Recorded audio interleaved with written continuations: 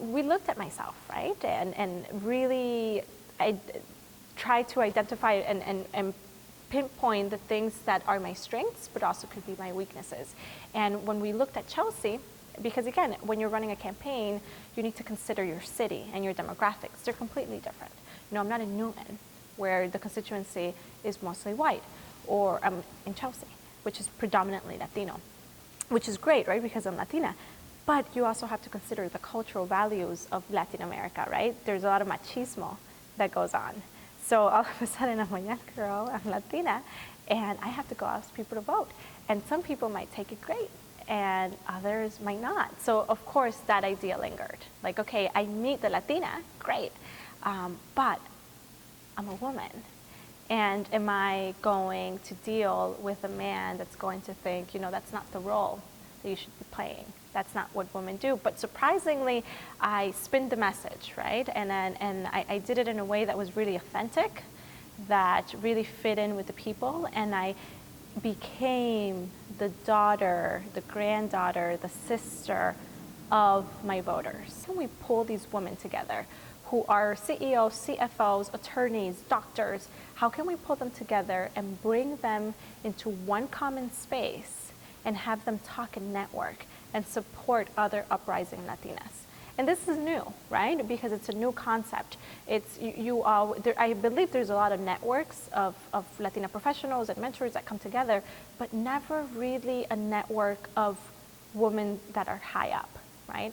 And partly because sometimes, you know, we're somewhat encouraged to be humble. I think it's part of the Latina tradition to be very humble, to not be ambitious. And you almost keep that in the down low. And what these women are saying is, no, we're going to be open, and we're going to say, yes, we're powerful. Let's bring us together. And they started this concept called cafecitos, which means once every 3 months, once every quarter, and all these powerful women come. And the only way you come, it's mostly word of mouth, the small circle that knows each other, but that keeps expanding with what they call uprising Latinas. So if I'm a CEO of a company and I know a young woman that is Latina and that is an uprising star, you can invite her to this cafecito and you unite and you talk. And usually there's speakers that come in, or we just help each other out. And I was in that circle. And what I loved about this circle was that not only did we meet just to network, we met actually to study things. So we would read a study. You know, we read one study that was published by the Federal Reserve Bank of the color, I believe it was the color of wealth, where it talked about how Latinos have zero wealth. We're not talking about wages, we're talking about wealth. So, and we would discuss that with a cafecito. We would read this, what did the study say? Let's discuss it, let's talk about it, and what can we do about it? So when the study came out about the boards and commissions and council and legislations not being representative, we thought, what can we do? And they already knew that I had planted the seed already that I wanted to run for office. So they said, you're running and we're gonna back you up.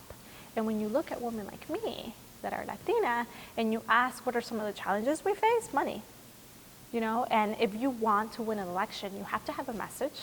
You have to have name recognition, and the challenges that candidates of color have is that you might not have that name recognition because you're not part of the Murphys and you're not part of these political dynasties that have been ruling Boston for years. You're trying to pave that way. So in order to get that name recognition, you need to have the messaging, which includes putting your name on ads, putting your name on lawn signs that are expensive. And these are things that no one tells us. You learn.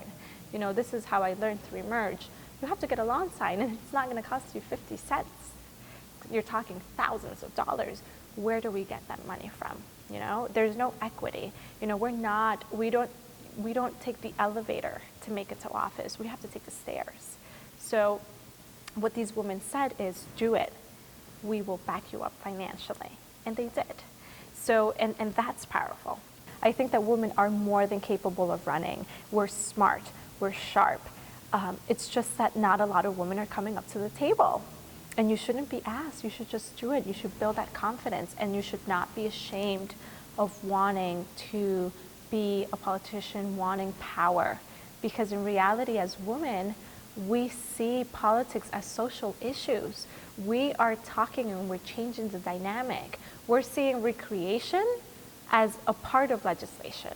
We're saying recreation is an issue. We're saying, we're challenging things. We're saying we need to improve quality of life because that's politics. We're not worried about it as, we don't see politics as just simply a financial, a fiscal budget thing. We see it as a social issue is a political issue.